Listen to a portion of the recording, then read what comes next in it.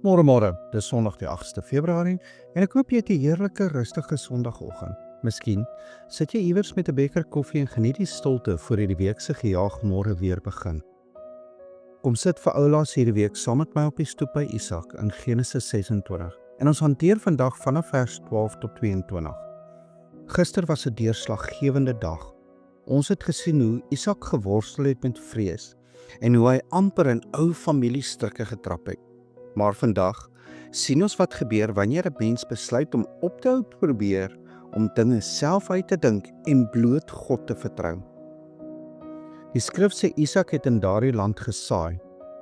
Dink net vir 'n oomblik daaroor. Daar was 'n hongersnood, die grond was kliphard, die lug was blou sonder 'n teken van reën. Enige boer sou vir jou sê, dis waansin om jou kosbare saad in daardie stof te gooi. Maar Isak saai in geloof. En daardie selfde jaar, nie 10 jaar later nie, maar daardie jaar, maai hy 100voudig. Vriende, hier is die eerste groot les. God se seën is nie gebind deur die ekonomie of die natuur nie. Wanneer jy saai in gehoorsaamheid, oorskry die Here die wette van die wêreld om vir jou te voorsien. Maar kyk wat gebeur onmiddellik daarna. Seën bring gewoonlik jaloesie. Die Filistyne sien Isak word magtig en hulle begin sy putte toegooi met grond. Hulle probeer letterlik sy lewensbron afsny. Dalk voel jy vandag presies so. Jy probeer die regte doen vir jou gesin, jou besigheid of selfs jou bediening, maar dit voel of mense aanhoudend modder in jou putte gooi, met kritiek, jaloesie of onregverdige teenstand. Kyk dan na Isak se reaksie.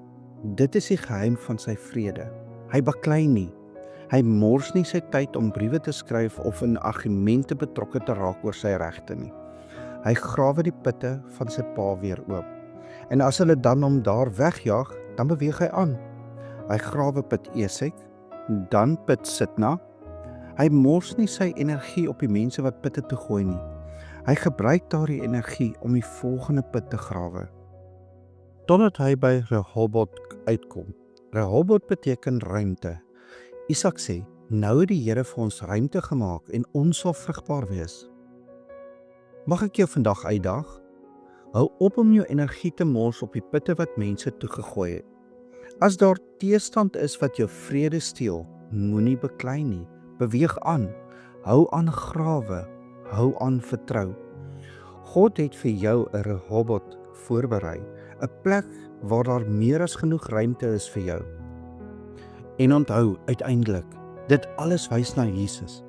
Die vyand het probeer om die fontein van lewende water in 'n graf toe te gooi en 'n klip voor die opening te rol. Hulle het gedink, hulle het die put van God se genade vir altyd gesluit. Maar op die 3de dag het Jesus daardie klip weggerol. Hy is ons finale Rehoboth. In hom het ons al die ruimte, al die water en al die lewe wat ons ooit sal nodig hê. Kom ons bid saam. Here onsse God, ons prys U as die God van die 100voudige oes. Dankie dat U seën nie van die omstandighede afhang nie, maar van U getrouheid. Gee ons die geduld van Isak om nie vas te haak by mense wat ons putte probeer toegooi nie. Help ons om aan te hou grawe en aan te hou beweeg tot by die ruimte wat U vir ons voorberei het. Dankie dat Jesus ons ware fontein is wat nooit opdroog nie. Ons bid dit in die kragtige werking van die Heilige Gees en in die naam van Jesus Christus. Amen. En onthou, jy is dalk die Bybel wat iemand vandag moet ontmoet. Moenie jou energie mors op mense wat jou putte toe gooi nie. Beweeg aan en vertrou God vir jou Rehoboth. Hy gaan vir jou ruimte maak. Stap vandag in die vryheid van daardie ruimte. Ek hoop jy het 'n geseënde Sondag.